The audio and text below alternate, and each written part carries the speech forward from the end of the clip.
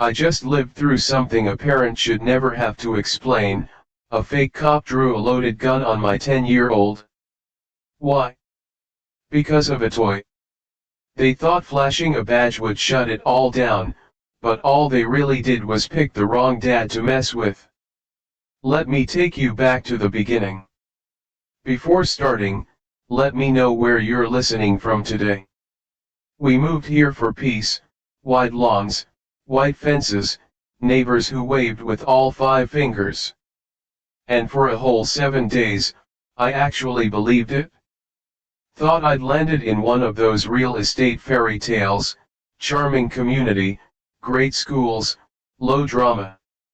I even grilled steak on night 2 like I was christening the place. Then Karen opened her mouth. She didn't introduce herself, she issued a correction. We usually pull straight in, not diagonally. That was her opener. Not welcome to the neighborhood or hi, I'm Karen. Nope. Just a verbal parking ticket delivered with a smirk and a clipboard. I gave her a polite nod, closed the garage, and added her to a mental list titled People I Will Outlive purely out of spite. Karen walked like a hall monitor, tight steps, chin up, clipboard gripped like a medieval scroll. She was HOA incarnate, and if I'd had any doubts about that, they were murdered when the first letter showed up, typed, triple folded, taped to the door like it was ashamed of itself. Your household has been observed engaging in excessive noise and disruptive outdoor activities. This is your official HOA courtesy notice. Courtesy, huh? There's something poetic about threatening someone with fines and calling it friendly.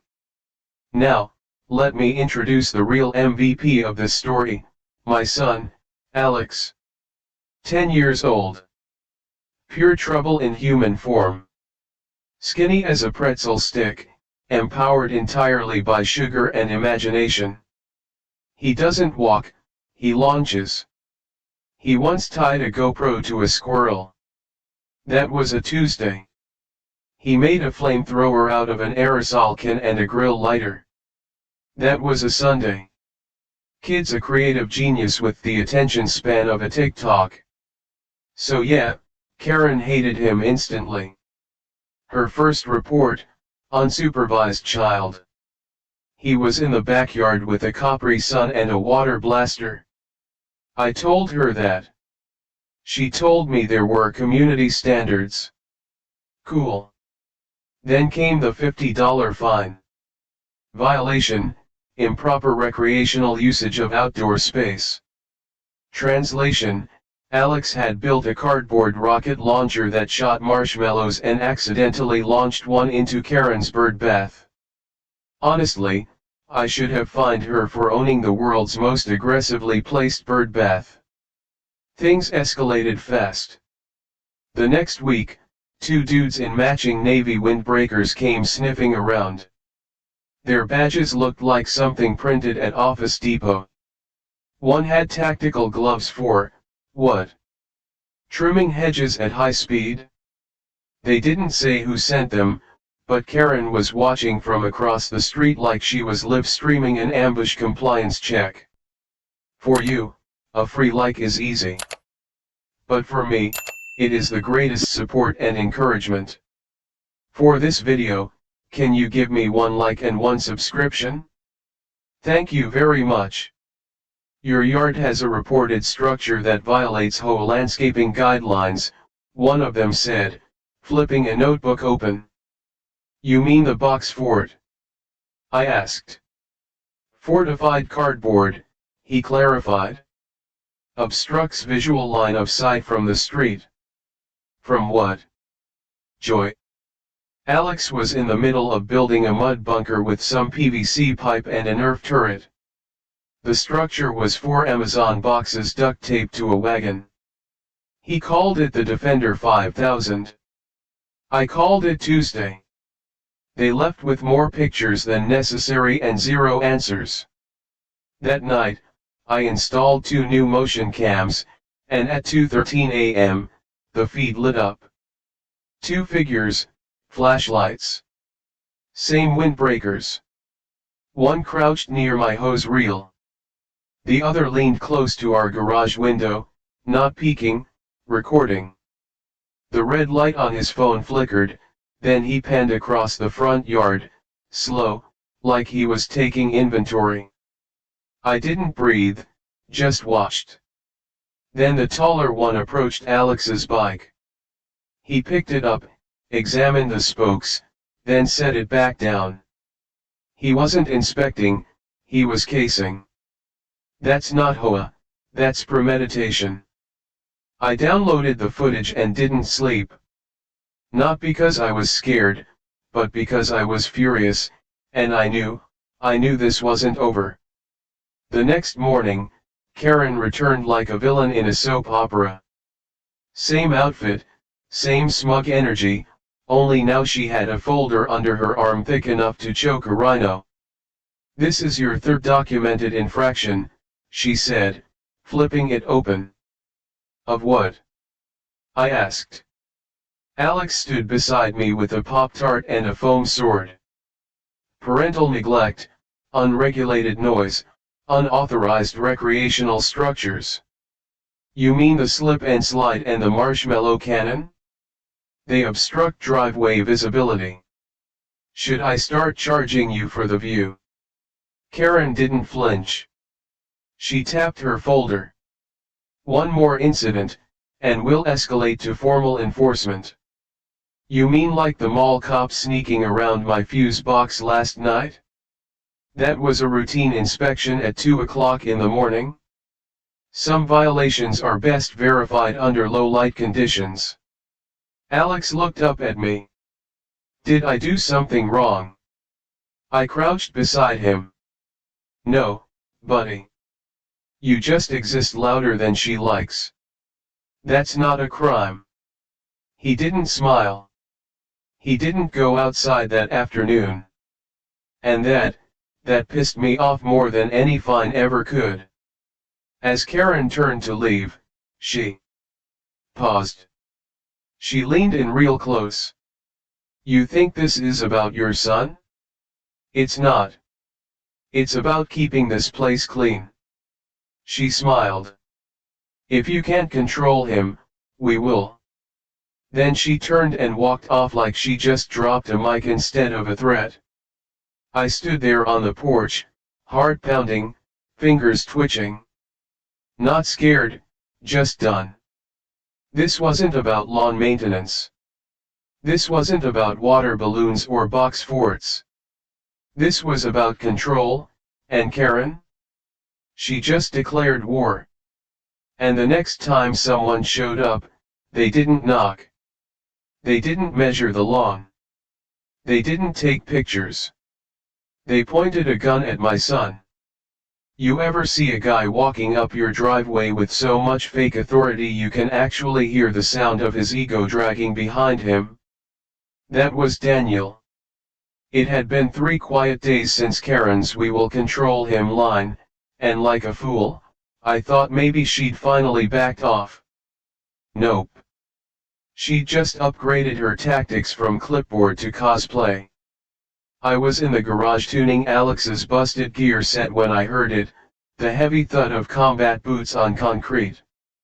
Not sneakers, not loafers. Boots like this guy had just come from storming Fallujah instead of checking yard violations. He didn't knock, didn't say hello.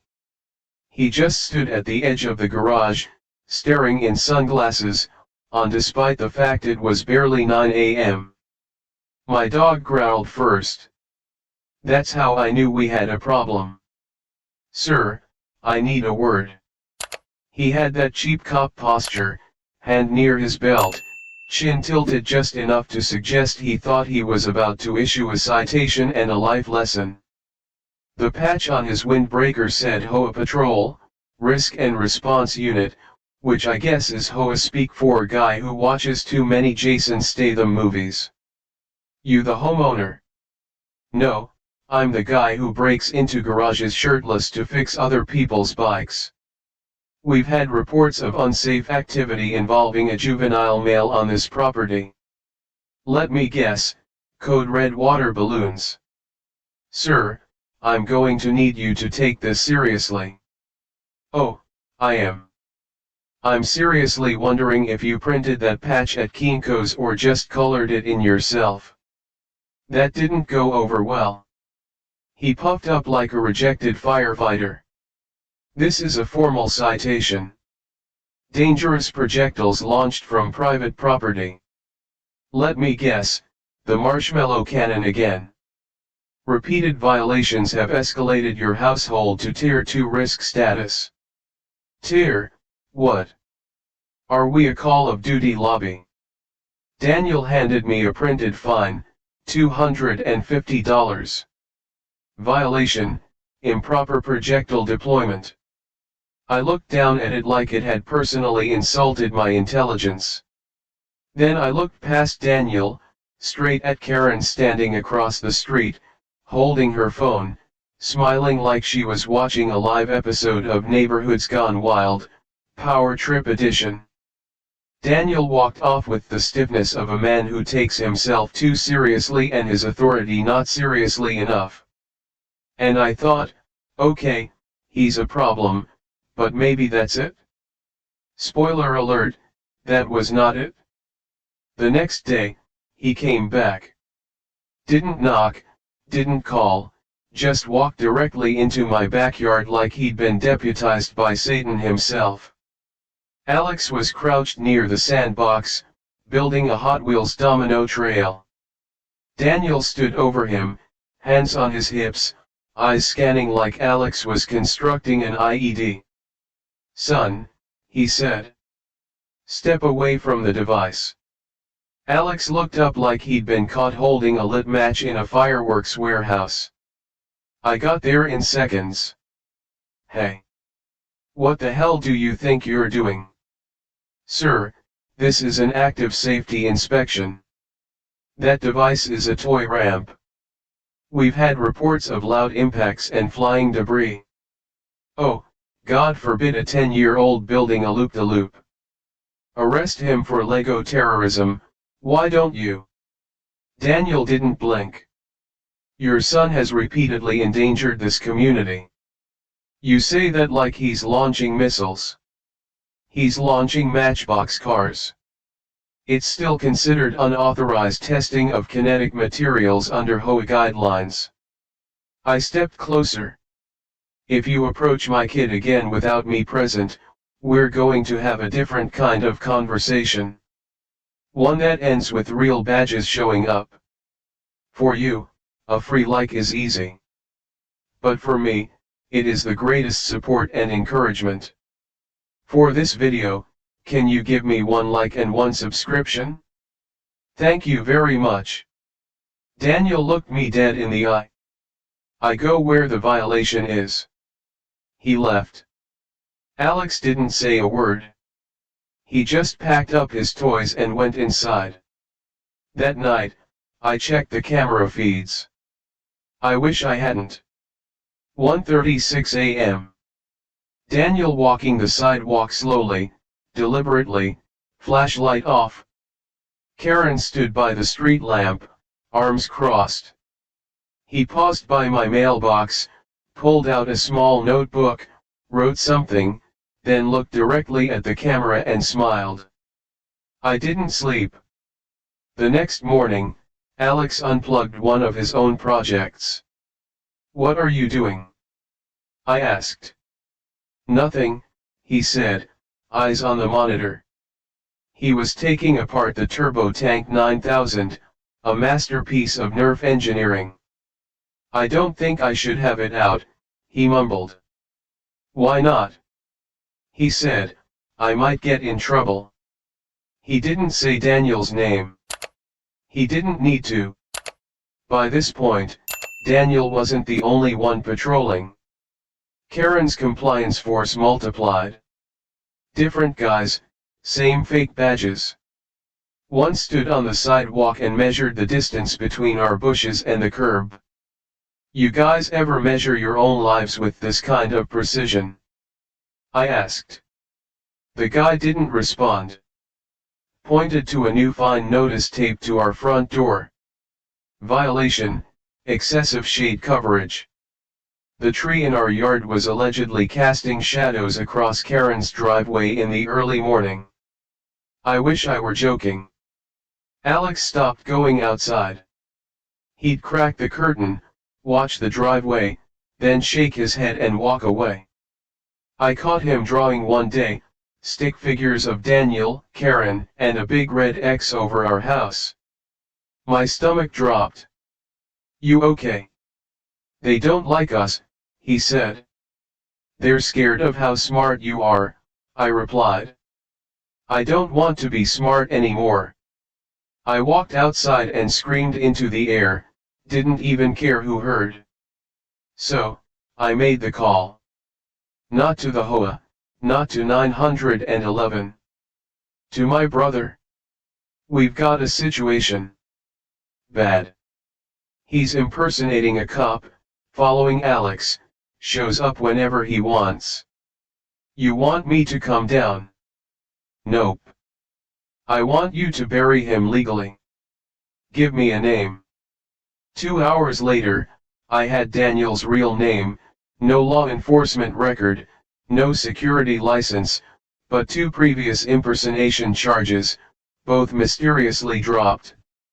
Karen had hired a man with a fake badge and a real grudge, and he had fixated on my 10-year-old son. Then it got worse. Daniel came back. Not with a clipboard, not with a citation. He stood in the driveway, silent, watching the house.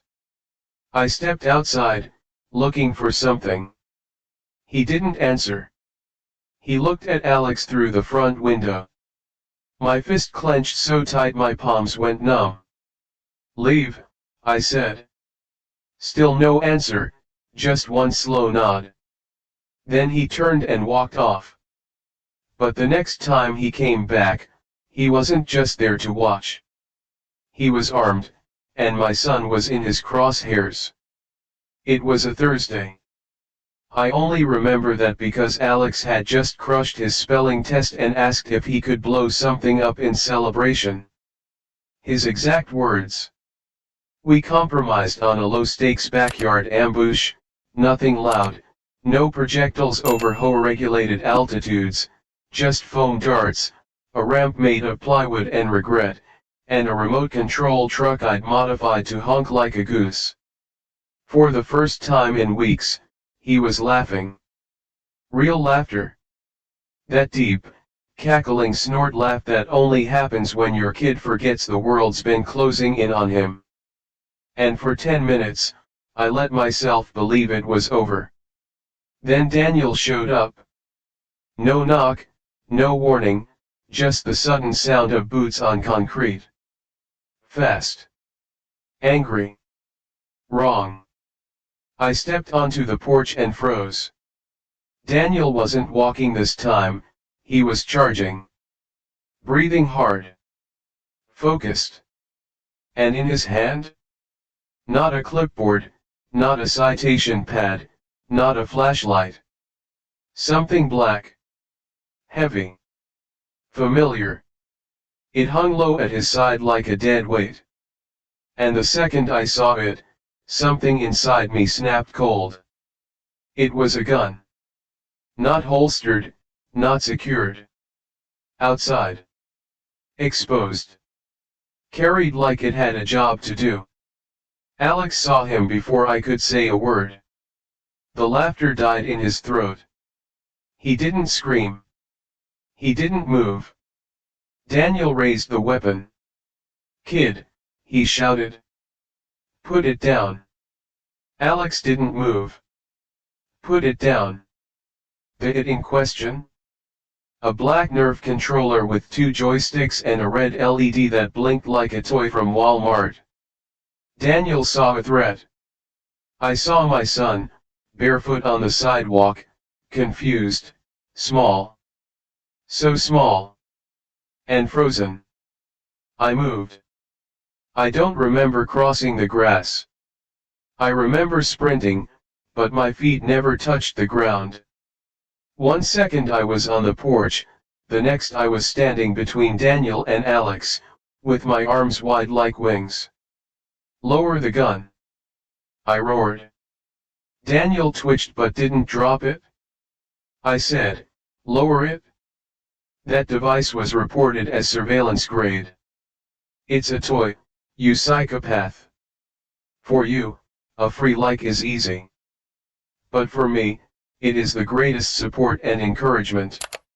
For this video, can you give me one like and one subscription? Thank you very much. Time didn't stop, it just went cryogenically slow. Alex hadn't moved. He stood behind me, still clutching the controller like it might protect him. His shoulders were shaking, but he was dead silent. That scared me more than the gun. He ignored a direct command. "He's 10. I snapped. The HOA issued a restraining guideline. "You are not law enforcement. You're a walking felony with a glue-on badge." Daniel blinked. The first crack in his armor. I turned slightly, not enough to take my eyes off Daniel, but just enough to see Alex. "Alex, it's okay.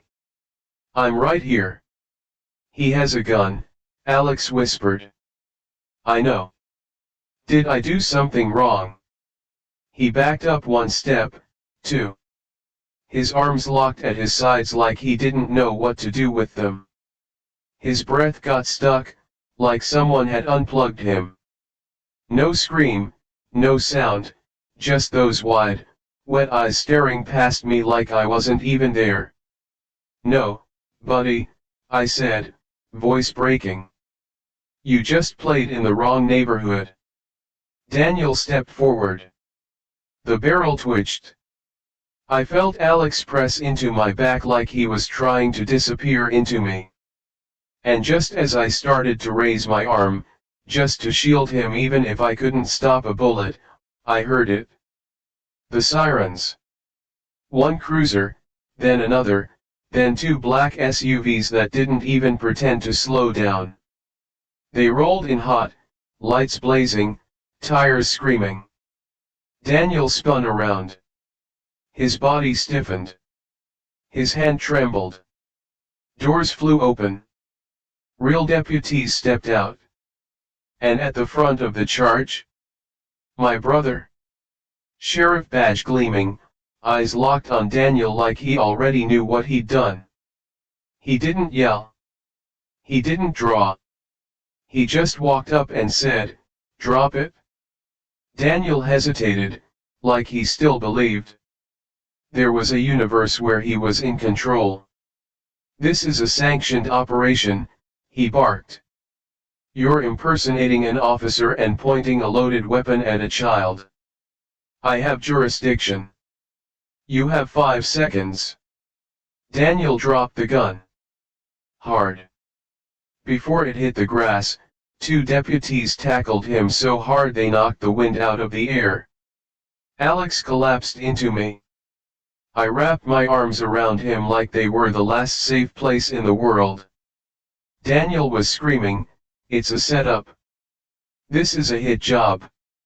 You'll be hit with 30 charges by the end of the hour," one deputy muttered as he zip-tied Daniel's wrists. Karen was already filming, standing on her porch, calm, smiling. I walked toward her, not fast, just steady, like I wanted her to feel every step of what she'd created. She didn't flinch, didn't lower the phone. "He escalated the situation," she said. "He's unstable," I replied. "And you knew it?" "We were trying to create a safer community," she snapped. "By pointing a gun at a kid. No one listened to me," she said. "So I found someone who would." My brother appeared beside me.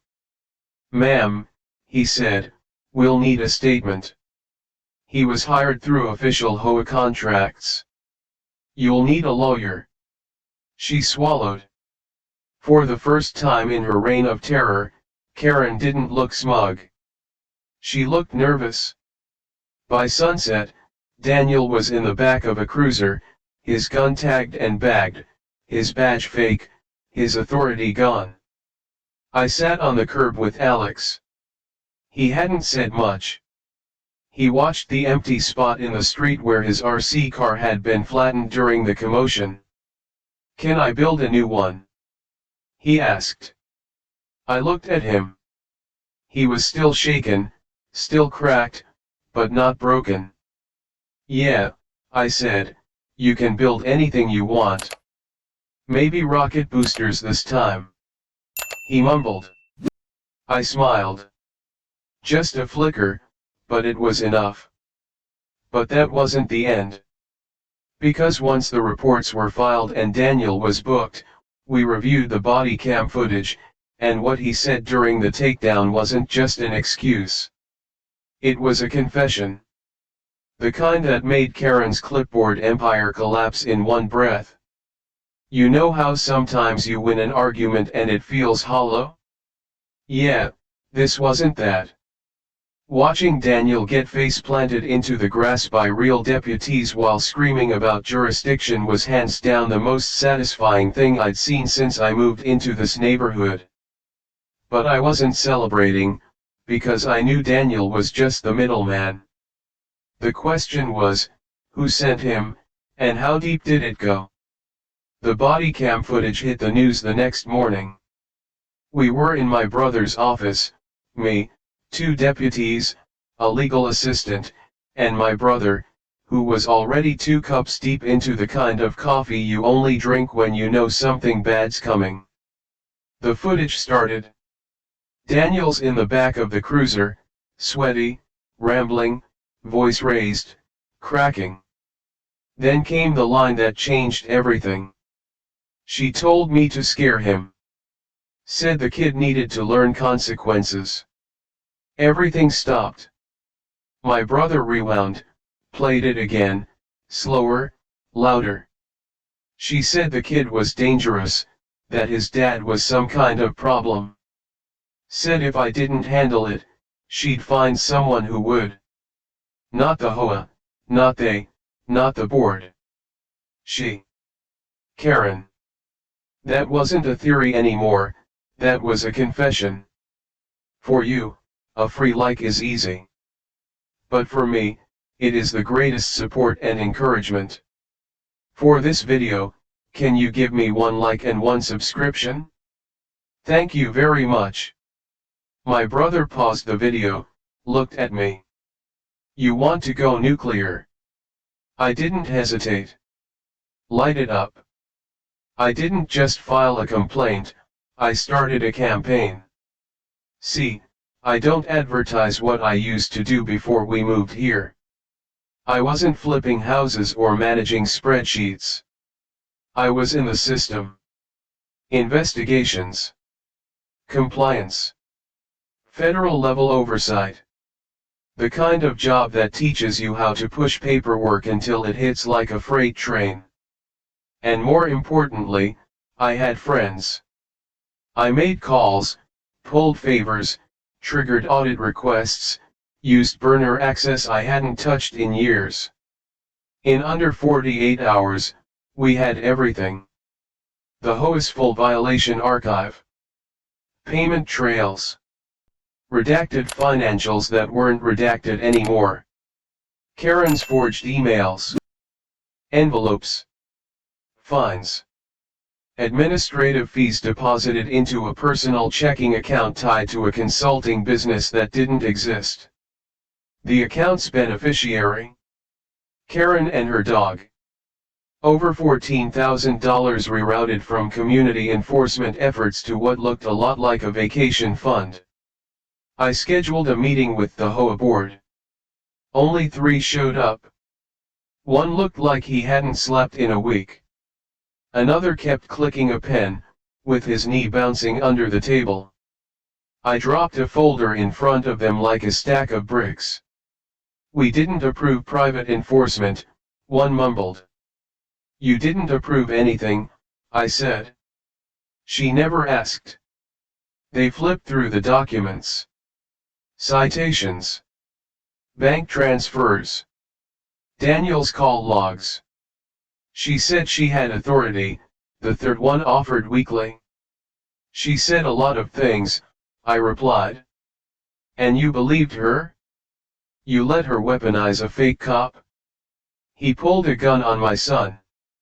They didn't argue. They didn't even look surprised. They just sat there sweating in fluorescent silence, trying not to be next. She's suspended pending investigation, the oldest one finally said. Not enough, I told them. You're going to make it public, or I will. I filed 3 formal actions that afternoon. First, a civil suit against Karen for harassment and child endangerment. Second, a petition to dissolve the HOA's current leadership and call an emergency election. Third, a letter, printed, folded, hand-delivered. It said, you should have stuck to trash bins. Now you're the one being taken to the curb. I slipped it into her mailbox without a word. She read it on her ring cam and broke. She exploded in the street the next morning. No shoes, no shame, hair wild, folders flying. He's manipulating the system. He has friends in government. Someone across the road yelled, isn't that what you were doing? She spun like she was going to charge someone. You're all sheep. From somewhere down the block, a kid shouted back, BAA. Laughter followed. It didn't stop. Karen looked around, wide-eyed, searching for control and realizing, maybe for the first time, that she didn't have any. And of course, someone was filming. By sundown, the video had gone viral. Karen screaming in the middle of the street, papers in hand, HOA badge swinging like it meant something. Hashtags, views, comments. By the next morning, it was on the local news. Meanwhile, Alex was outside again. Not all the way, not loudly, but enough. I found him one afternoon digging in the flower bed with a spoon. You building something? I asked. A bunker, he said. For what? In case she comes back. I crouched beside him. What goes in the bunker? Snacks, Nerf darts, a walkie-talkie. Stuff I can hide if it gets loud again. Then he paused. Maybe a picture of Mom, in case I forget what normal feels like. That one gutted me. You're safe now, I said. He looked up. For real? Yep. He handed me the spoon. Your turn. We sat in the dirt for a while. No words, just silence and sun, and the kind of quiet that tells you maybe, just maybe, the storm has passed. But it hadn't. Because 2 days later, we got a tip. Another family, another street, same HOA enforcement officer, same fake badge, same tactics. Same Daniel. But this one didn't end with a gun. It ended with someone in the hospital. And what came next made everything we'd uncovered look small. The call came 2 days after Karen's public meltdown. Blocked number, shaky voice, no introductions. You don't know me, the man said, but I need to tell you what that fake cop did to my son. I stood frozen in my kitchen. Daniel. A pause long enough to feel like regret. Yeah. They lived 5 streets over, other side of the neighborhood. Small home, tight yard, not the kind of place that attracts HOA drama unless someone goes looking for it. Their kid, Eli, was 9. Nonverbal, obsessed with remote control drones. Built his own from a kit and flew it over the backyard every Saturday. Then Daniel showed up. Claimed Eli's drone was unauthorized aerial surveillance. Said it violated neighborhood code. Pushed past the fence, reached for the controller. Eli panicked, ran. Didn't stop, didn't understand. He tripped over a sprinkler head, hit the corner of a brick planter. Skull fracture. Concussion. One night in the ICU. Daniel gone before the parents even made it out the back door. No ID, no report, just a neighbor whispering that Karen's security guy had stopped by again. They didn't know what to do. They thought they were alone. Until they saw the video, Karen on the sidewalk screaming about enemies and government friends, and the man next to her, same guy who'd left their son bleeding in the grass. For you, a free like is easy. But for me, it is the greatest support and encouragement. For this video, can you give me one like and one subscription? Thank you very much. We met the next day. They sat across from me, hands clasped, Eli asleep in the back seat, a soft cast wrapped around his forehead. I told them everything, Daniel's badge, the fake credentials, Karen's forged authorizations, the payments, the lies. The father sat quiet through it all. Didn't blink, didn't speak, until I showed him the body cam footage. The moment Daniel said, "She told me to scare him," he stared at the screen like it owed him something. I thought I was overreacting, he finally said. "You weren't." His wife leaned forward. "She sent him to our house." I nodded. "She did. Can we stop her?" I leaned in. "We already are." That afternoon, we filed a joint claim. 2 families, 2 children, 1 coordinated cover-up. Harassment. Child endangerment. Civil liability. Malicious intent. We filed everything we could, and it didn't take long for someone to pay attention. The story broke that weekend. Local station first, then regional, then national. HOA hires fake cop, 2 children injured in power trip nightmare. Private security, public trauma. Neighborhood scandal deepens, when rules become weapons. The HOA horror next door. Reporters showed up with camera crews, tripods on the lawn, microphones in hand. They didn't knock, they didn't wait. They went live. Karen locked her doors and shut the blinds. The clipboard gone, the confidence missing. Daniel was behind bars, but now the spotlight was on her. The sheriff's office dropped the hammer the next day. New charges: conspiracy, fraud, unauthorized surveillance, and accessory to child endangerment. Daniel had confessed to neighborhood assignments given verbally by Karen. With Eli's injury confirmed by hospital records, the charges doubled. The judge froze Karen's assets. A search warrant hit her house by noon. They walked out with her hard drives. She wasn't just on defense, she was cornered. And then came the list, found on one of the external drives. A spreadsheet labeled Incident Watch. 87 addresses, color-coded. Not HOA properties, not citations targets. Each one marked with terms like noise risk, visible children, non-compliant landscaping, and surveillance potential. Daniel had visited at least 11 of them. 2 were marked completed, ours and Eli's. 1 was marked pending. I didn't recognize the name, but I knew what it meant. Daniel hadn't gone rogue, he was following a system. Karen's system. Word spread fast. Neighbors who once waved politely from across the street now dropped off binders of odd encounters, photos, letters, Screenshots of text messages that had felt off at the time but made perfect sense now. Karen wasn't a bad board member, she was a dictator with a paper trail, and the community had had enough. 73 residents signed a petition to dissolve the HOA. Emergency vote, unanimous. The board resigned.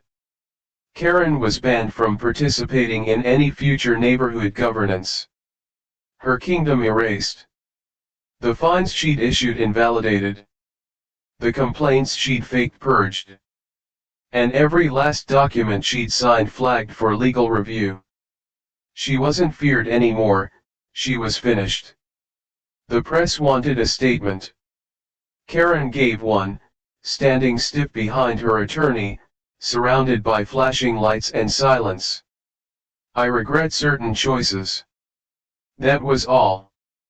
No apology, no names, no responsibility. Just 4 empty words served cold. She didn't mention Alex or Eli or Daniel. She didn't even look at the camera because, for the first time, she had no power left to wield. Alex watched it all from the porch. He had his notebook out again, charting van arrivals, reporter rotations. Fox is back, he said. Think they'd let me talk on camera? You want to? Nah. But I want her to know I could. Later that night, I found them in the backyard, tape, paper towel rolls, duct tape. What's that? I asked. Prototype for what defense system? Next time they come at us, I want auto fire. He paused. And a snack compartment. He handed me a drawing, blueprints for a Nerf turret the size of a trash can lid. He was planning again. That meant he was healing.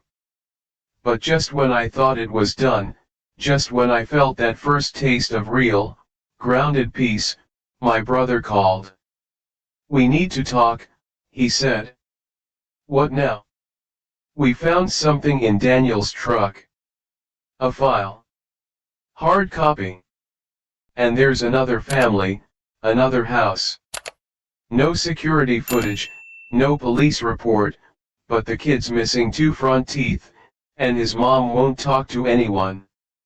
I stood silent, cold.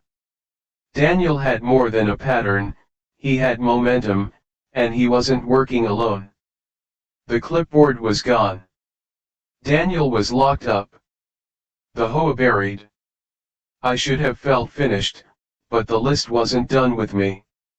My brother handed me the file like it might bite.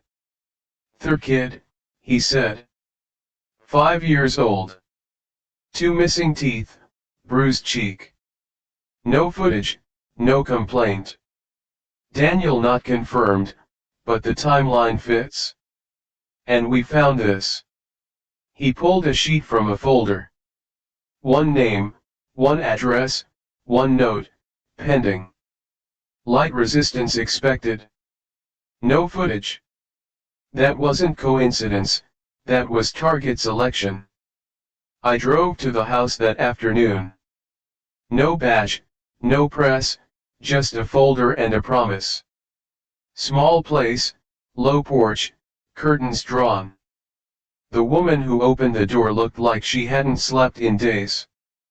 I'm not interested, she said, fast, like muscle memory. I'm not selling anything, I said. I'm here about your son. She froze. That's when the door opened the rest of the way. We sat at a tiny kitchen table while her son, Noah, watched cartoons in the next room. She told me everything. Daniel had shown up unannounced, claimed her kids' toys were violating decibel codes, took pictures, asked how often they got visits. That night, Noah slipped on the stairs, split his lip, 2 teeth out. She didn't call the cops. He said if I talked, the HOA could evict us, she whispered, her voice shaking. Didn't we rent? I didn't want to lose the house. I stayed quiet. She let her finish. I don't need a lawsuit, she said. I just want him to feel safe again. That was the moment I knew this wasn't cleanup, this was containment. 36 hours later, I had what I needed. Recovered drive data. Daniel's route logs. Payment records Karen thought she'd deleted. And the list. 7 families, our street, Eli's family, and now Noah's. 4 more, all with a note next to their address, noise risk, surveillance target, behavior flag, pending. It wasn't enforcement, it was profiling. So, we brought them in. Quiet room, after hours. No pressure, just truth. 7 families, 7 stories, all different, but the fear identical. They didn't want to fight, they wanted peace. And that's what I promised. But not before finishing what I started. I filed a motion to initiate civil forfeiture. Every dime Karen stole frozen. Every citation she wrote void. Her house reclassified under municipal nuisance protocols, which meant regular visits, surprise inspections, permits reviewed. Nothing illegal, just inconvenient. Exactly like she'd been. The last time I saw her, she was standing at her mailbox, sorting junk mail like. It was a lifeline. No clipboard, no phone, just silence. I walked across the street and handed her a single page. She didn't ask what it was, she just read. Flagged for inspection due to prior abuse of authority, it said. I waited. She looked up slow, face blank. Not angry, not apologetic, just empty. You didn't fail a neighborhood, I said. You hunted people. She blinked, didn't speak. That was the thing about people like Karen, they don't apologize, they just run out of things to say. For you, a free like is easy. But for me, it is the greatest support and encouragement. For this video, can you give me 1 like and 1 subscription? Thank you very much. Alex was waiting in the driveway when I got home. He held up a rolled blueprint like a victory banner. Turret upgrades. I asked. Mark III, he said. Auto-rotate, foam darts, emergency snack bay. He grinned. You think it'll keep them away this time?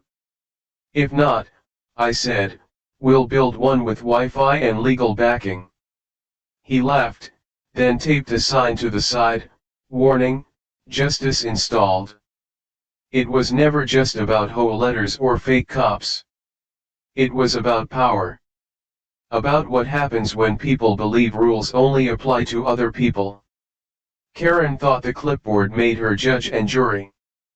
Daniel thought a badge gave him control. But what they never understood. Some of us know how the system works better than they do. And when you go after my family, you don't get to vanish behind policy. You don't get to walk away. Not in this neighborhood. Not ever again.